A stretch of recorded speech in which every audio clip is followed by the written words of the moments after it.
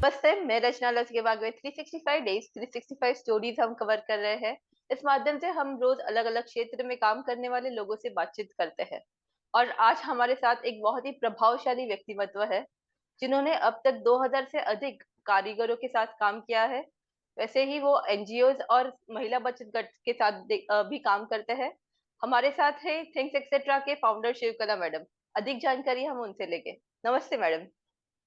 नमस्ते Rachna, thank you so much मुझे आपके मंच पे आमंत्रित करने के लिए। It's an honour. तो मेरे बारे में कहूँ तो मैं Shivkala, born and brought up Mumbai में। पेरेंट्स साउथ इंडिया के हैं। मैं गर्व से हमेशा कहती हूँ कि महाराष्ट्र मेरी जन्मभूमि और कर्मभूमि रही है और हमेशा रहेगी। अ, मैंने अपने स्कूलिंग के टाइम से ही कुछ ना कुछ बिजनेस करती आई हूँ। ग्रीटिंग कार्ड्स बेचा, कभी कुछ स्टिचिंग का कुछ काम कर लिया, या कुछ भी इसमें एक अलग एक मेरा इनकम हो, मेरे पेरेंट्स को कोई दिक्कत नहीं आए मेरे खर्चे एक्सपेंसेस निकालने के लिए, तो मैं कुछ ना कुछ करती रही हूँ। And being from a south Indian background, हमें बचपन से ये सिखाया गया था कि पढ़ाई पूरी करो और फिर जॉब पे लग जाओ। वैसे ही मैंने किया। जॉब मैंने शुरू किया एज अ रिसेप्शनिस्ट, और मैं 16 साल की उम्र से मैं काम करती गई, और 22 साल मैंने कॉर्पोरेट में काम किए। कॉर्पोरेट्स जैसे कि BPL mobile, ABN AMRO equities, Standard Chartered bank के इक्विटीज डिविजन, शादी.com। फिर 2 साल मैं दुबई में रही, वहां पे काम किया, और फिर वापस आके यहाँ पे नेक्सस वेंचर कैपिटल में मैंने काम किया। इसी दौरान मेरा जो कनेक्शन विद आर्ट है, ये कभी छूटा नहीं। Thanks to my teachers school के, जिन्होंने इतनी अच्छी तरीके से आर्ट एंड क्राफ्ट पे भी ही उतना ही जोर दिया जितने पढ़ाई के ऊपर। तो मैं हमेशा आर्ट से जुड़ी रही हूँ बचपन से।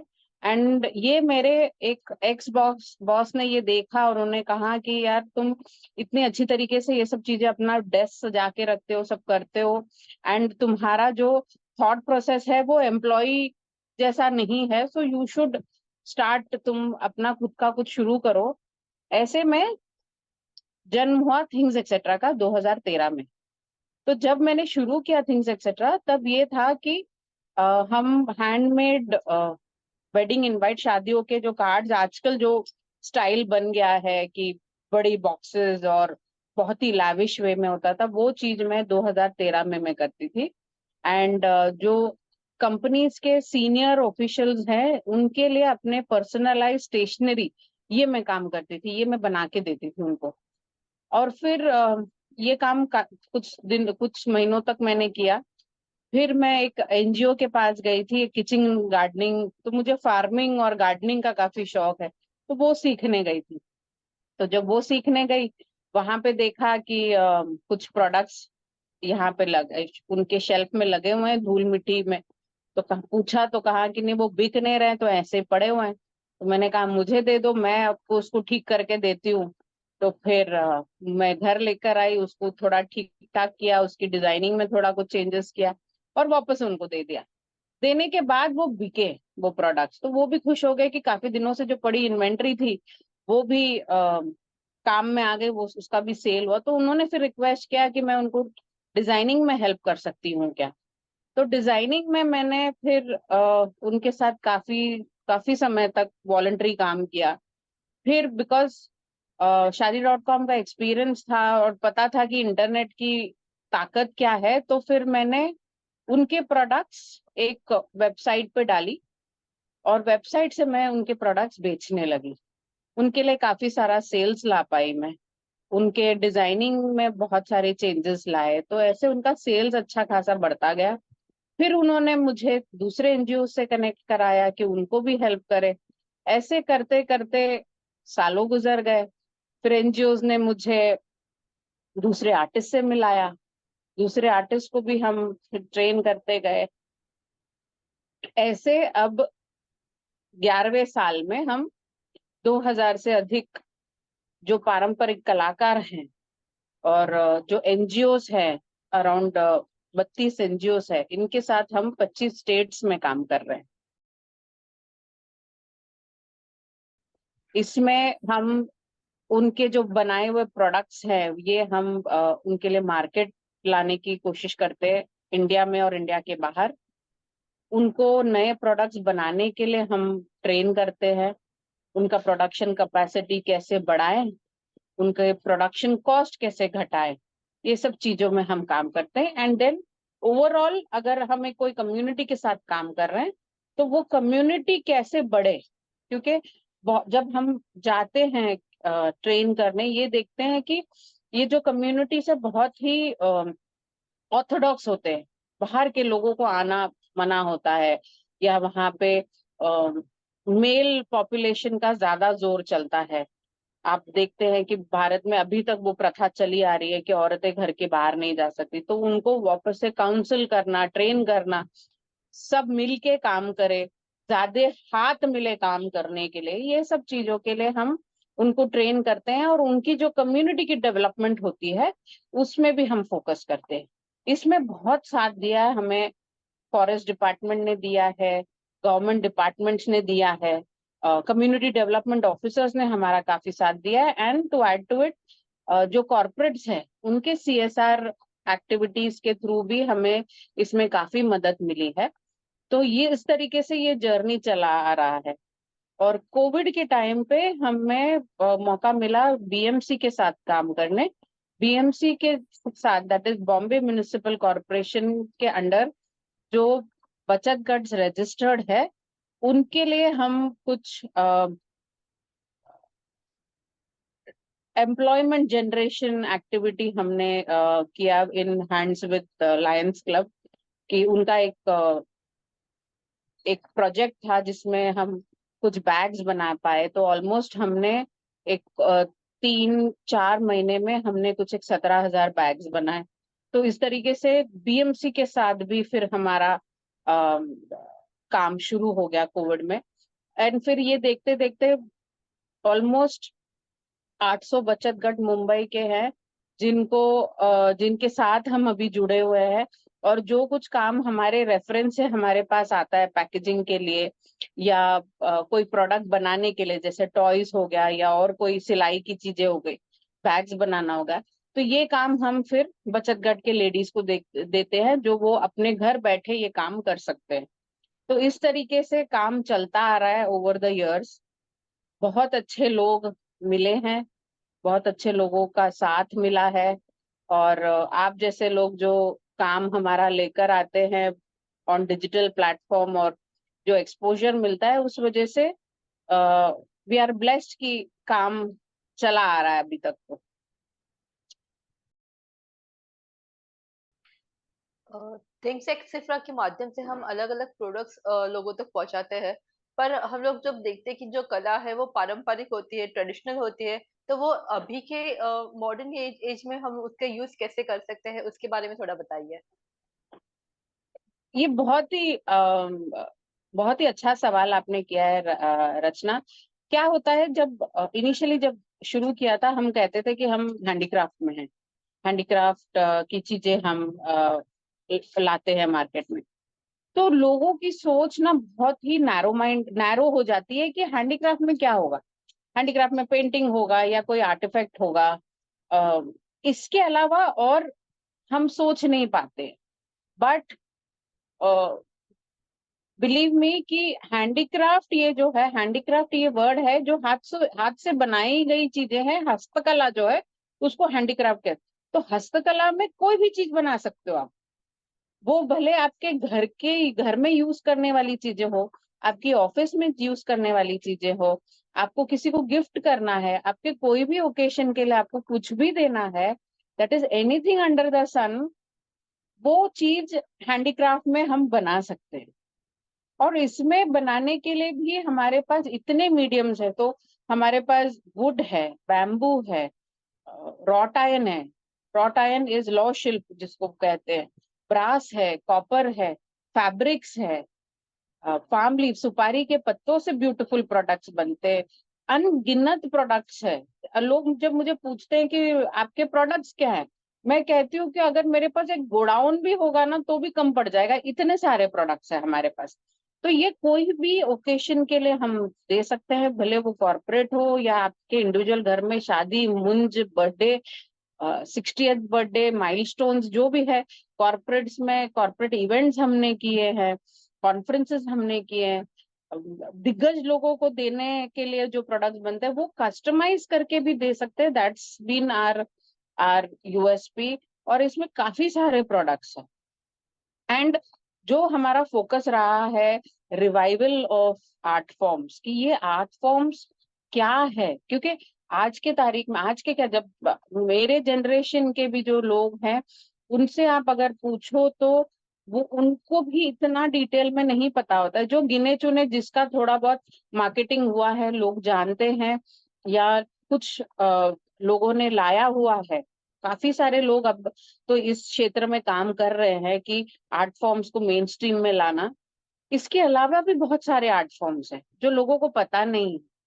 तो ये आर्ट फॉर्म्स हम कैसे मॉडर्न यूटिलिटी प्रोडक्ट्स, जब मैं कहूँ मॉडर्न यूटिलिटी प्रोडक्ट मतलब एज बेसिक एज मग और बॉटल, इसमें हम कैसे ला सकते हैं, इस पे हम जोर दे रहे हैं, ताकि हमारी पीढ़ी और आने वाली पीढ़ी को पता रहे कि इंडियन कल्चर और ट्रेडिशन ये क्या है। हर प्रोडक्ट में एक स्टोरी होता है हमारे। और ये बहुत सुकून देता है जब हम बात करते हैं लोगों से कि आपके पास ये जो प्रोडक्ट जा रहा है या आप ये किसको दे रहे हैं, तो इसकी कहानी इसके पीछे ये है। तो लोगों को भी लगता है अरे कुछ तो वैल्यूबल मैं दे रहा हूँ सामने वाले को, so that's the whole focus.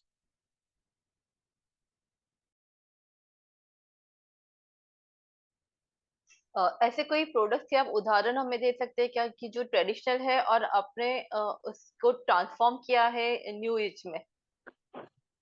मैं आपको दिखा सकती हूँ प्रोडक्ट्स, अगर आप इजाजत दे तो। आप देख रहे हैं कि एक ब्रास का डब्बा है। ब्रास आप आपके बचपन में भी आपके नानी दादी इन्होंने किचन में रखा होगा, राइट। हम बचपन से अभी भी वो ट्रेंड वापस से आ रहा है कि ये हमारे शरीर के लिए अच्छा है, it's healthy kind of thing. तो ये चीज हमने इसके साथ में एक आर्ट फॉर्म भी दिया है। ये पूरा काम हाथ से बनाया जाता है। सो किचन का एक बेसिक मसाले डब्बे के ऊपर ये चीज काम किया हुआ है। बहुत बारीकी का काम होता है, बहुत हाथ काफी से ये सुंदर पूरा है। एचिंग होता है ये। फिर है, आजकल बहुत ट्रेंडिंग चल रहा है, ये पिचवाई का काम है। ये प्रिंट किया है हमने, बट इट इज एक ड्राई फ्रूट का डब्बा हो गया, या आपको किचन में मसाले रखने हैं वो चीज के लिए हो गया, ये होता है।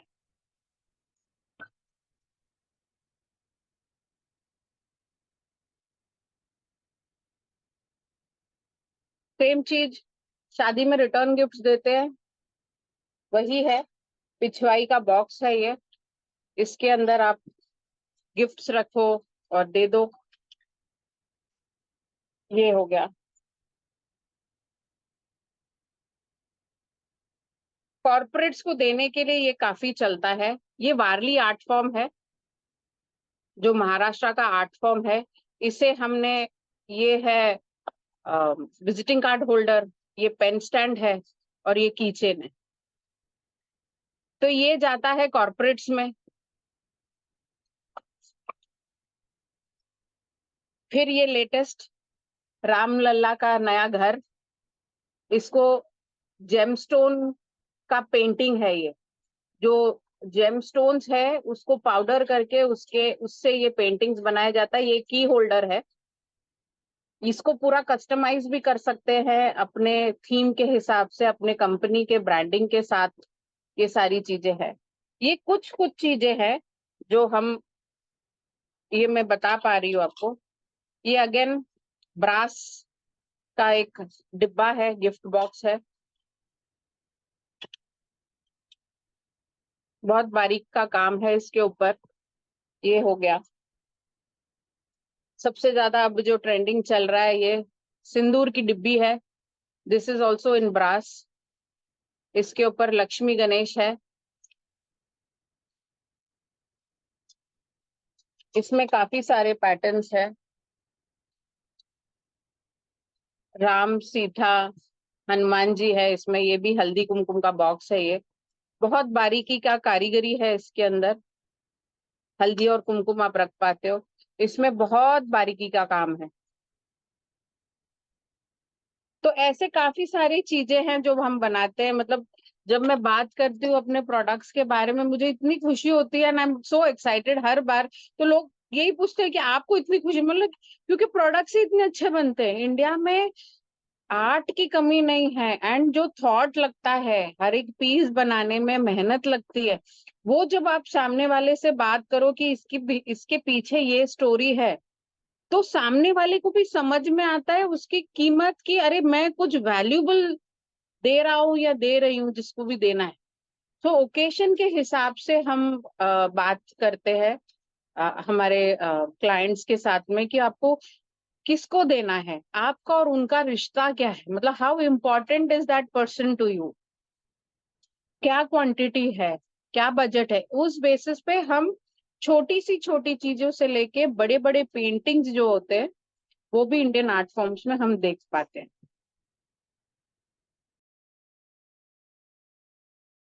जैसे हमने कहा कि आप कारीगरों के साथ काम करते हो, तो आपको रूरल और ट्राइबल एरियाज में जाना पड़ता है, तो ये कितना डिफिकल्ट है ये एरियाज में काम करने के लिए, और आपने ये काम के माध्यम से इन लोगों के जीवन में क्या परिवर्तन लाया है, उसके बारे में बताइए।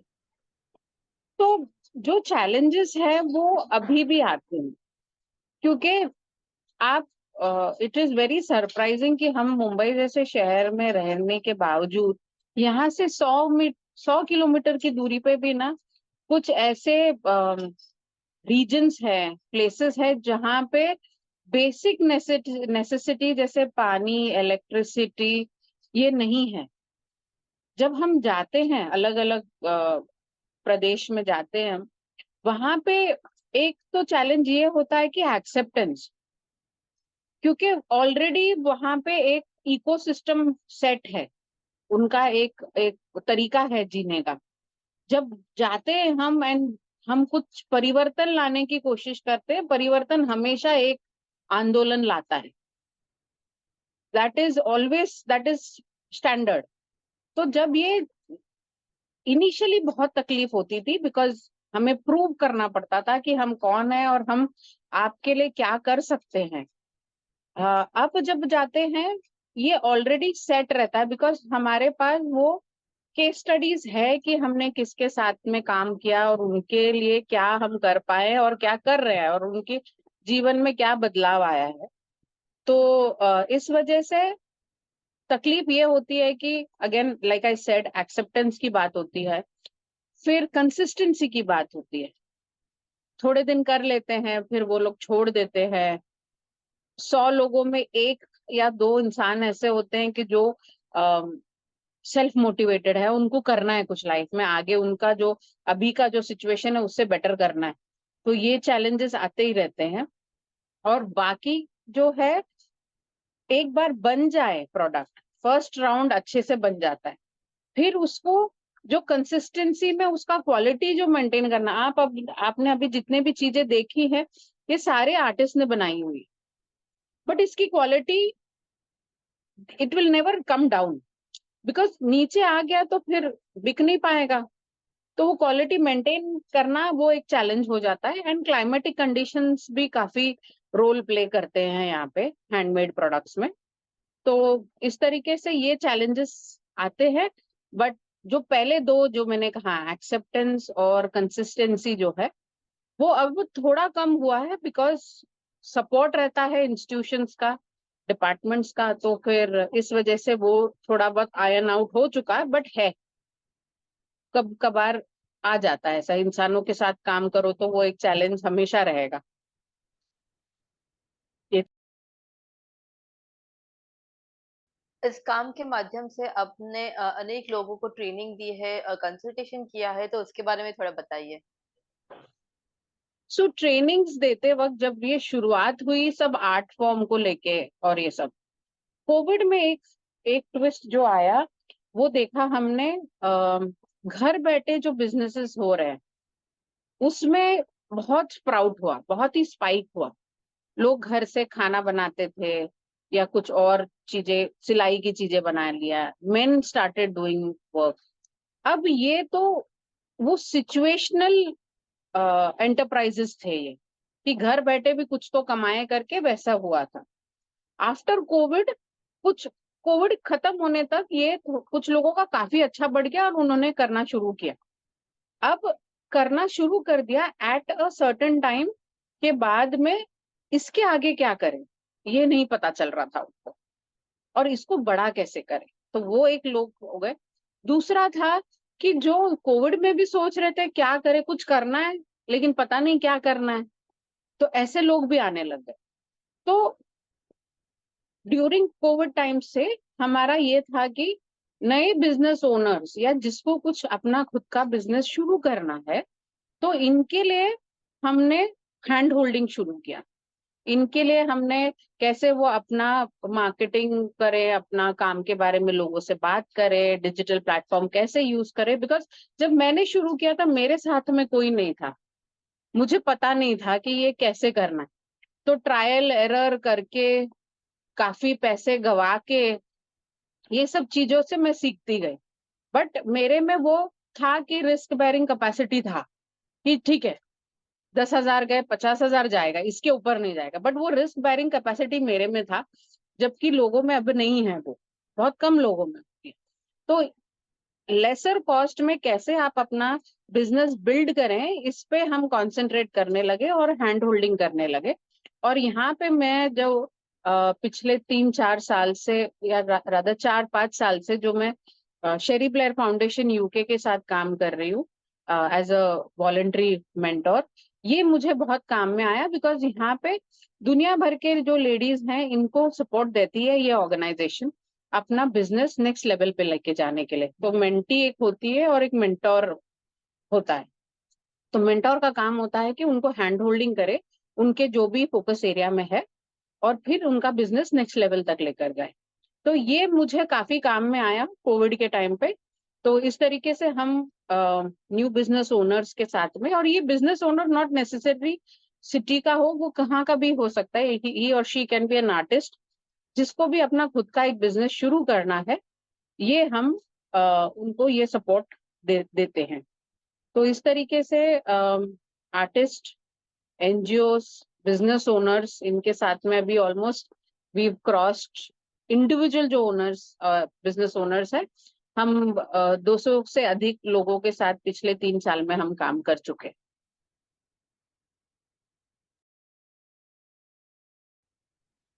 आपको इस सारे काम के लिए नीति आयोग ने 2020 में टॉप 100 वुमेन एंटरप्रेन्योर्स के लिए सिलेक्ट किया था और उसमें आपको सम्मानित किया गया, तो इसके बारे में थोड़ा बताइए। तो नीति आयोग जो सेंट्रल गवर्नमेंट का एक डिपार्टमेंट है, अ, इनका एक हर साल वो जो हम सोसाइटी में क्या चेंजेस लाते हैं, इनके लिए एक अवार्ड होता है कि वुमेन ट्रांसफॉर्मिंग इंडिया। तो हमारे काम से हम क्या बदलाव ला पा रहे हैं इंडिया में, इसके लिए मुझे शॉर्टलिस्ट किया गया। तो देश भर से काफी सारे लोगों का ये आया होगा, उसमें से 100 लोगों को चुना, उनमें से मैं एक थी। तो मेरे लिए काफी ये गर्व की बात है कि हम कुछ कर पा रहे हैं अपने देश के लिए अपने काम के थ्रू। एंड मतलब मेरे को एक एक चीज बहुत अच्छे से याद है कि मोदी जी ने कहाँ पे एक स्पीच में कहा था, लोग बनने के दौड़ में लगे हुए हैं, मुझे ये बनना है, मुझे ये बनना है, ये दौड़ में लगे हैं। इसके बजाय क्या बना सकते हैं हम, इसके पीछे अगर लगे तो हमारा देश और आगे बढ़ेगा। तो वो बहुत एक टचिंग पॉइंट था, एक टर्निंग पॉइंट था कि हमारे काम से, अगर मैं मेरे काम से कुछ देश के लिए कर पाऊं और इसके वजह से किसी का किसी के लाइफ में कुछ सुधार आए, कुछ चेंज आए, I think that is the most rewarding thing मेरे लिए। लोग कहते हैं मुझे कि अ, पैसे के लिए पैसा ही लगता है। हाँ, पैसे के लिए पैसा ही लगता है। पैसा मैंने बहुत कमाया था, कमाया और गवाया भी, बट मैं वो एकदम ठाट से कहते हैं कि हाँ मैंने गवाया। इंसान हूँ, गलतियां होती है मेरे से भी। और बट अपॉर्चुनिटी जब जब मुझे मिली है, वो अपॉर्चुनिटी का यूटिलाइजेशन मैंने किया है, और लोगों को मैं अपॉर्चुनिटीज लाके दूं, इस पे मैं काम कर रही हूँ।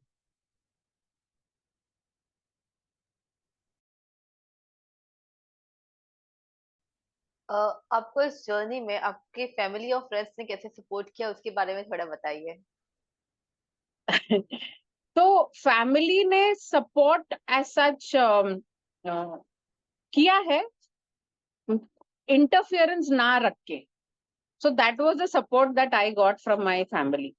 उनको कुछ लेना देना नहीं था, उनके समझ के बाहर था। ये कुछ कर रही है, अपना अच्छा खासा 6 फिगर सैलरी छोड़ के वो ये सब एनजीओ के साथ लगी हुई है, किधर कभी जंगल में जा रही है, कभी डेजर्ट में जा रही है, कभी यहाँ कुछ कर रही है। उनका एक ही सपोर्ट रहा है कि they did not interfere nor did they stop me, because मैं काफी एम्बिशियस हूँ अपने काम को लेके। तो वो चीज में मेरे को उस तरीके का सपोर्ट मिला। एंड दोस्त जो हैं मेरे, सो आई एम ब्लेस्ड कि मेरे जो दोस्त हैं वो they have been my marketing channels बोलो, कि जो मैंने काम किया तो उसके बारे में उन्होंने लोगों से बात किया, उन्होंने मुझे और लोगों से मिलाया। तो जो मेरा सर्कल है, और बिकॉज मैं सोशली भी काफी एक्टिव हूँ, तो हर एक इंसान जिनसे भी मैं मिली हूँ, उन्होंने मेरी कहानी और लोगों तक पहुंचाई। So that is been the biggest support. और जो डिस्टेंस फैमिली है, उनके लिए जब भी ये अवार्ड्स देखते हैं या कुछ आर्टिकल देखते हैं, तो वो जाके बोलते हैं कि ये हमारे खानदान की है, kind of. So that is been support. See support direct और इनडायरेक्ट वे में होता है, बट आई एम ग्रेटफुल कि ऐसे लोगों से मैं के साथ में हूं कि जो अ, मेरा जो आगे जो मैं बढ़ रही हूँ उसमें वो भी पुश दे रहे हैं, वो सपोर्ट दे रहे हैं। तो ये काफी इम्पोर्टेंट है। तो ऐसे सपोर्ट तो हमेशा से रहा है। लॉकडाउन के समय आपने एक्टॉक्स की स्थापना की, तो उसके बारे में बताइए, एक्टॉक्स मतलब क्या? तो जैसे बहुत लोगों ने लॉकडाउन के टाइम पे अपना अपना बिजनेस नया कुछ शुरू किया, तो अ, मैंने जब ये थॉट आया कि कुछ करते हैं, भारतीय संस्कृति को लोगों तक लाए, तो ये चीज पहले मैंने अपने फ्रेंड सुशील नरसिंह से बात किया। सुशील ऐसा दोस्त है जो हर चीज में तुम्हारा साथ देगा। तो बहुत बात किया, फिर कहा कि अभी इसको और लोगों तक लेके जाना है, तो टीम में और एक जन चाहिए। तो मैंने आपसे बात किया, रचना, तो आपने भी ग्रेसफुली उसको एक्सेप्ट किया।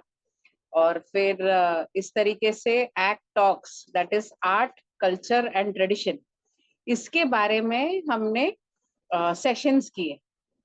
तो एक्सपर्ट स्पीकर्स को बुलाया, और इसमें हमने हर टॉपिक, तो आर्ट, जब आप देखोगे दुनिया में कोई भी चीज है ना, ये 3 वर्टिकल के अंदर आ जाता है, आर्ट कल्चर और ट्रेडिशन। तो हमने राइट फ्रॉम स्टोन एज से लेके cameras, diversity, inclusion, temples, forts, architecture, इसके बारे में सब हमने बातचीत की। ये हम फेसबुक लाइव सेशंस करते थे एवरी थर्सडे। और यहाँ पे एक्सपर्ट स्पीकर्स आके जो नॉलेज शेयरिंग सेशन होता था, ये होता था। इसमें हमने सिंगिंग कंपटीशन किया, हमने शायरी और पोयम का भी कंपटीशन किया। एंड इसमें रचना आपका तो काफी योगदान रहा है कि as a team we really did well.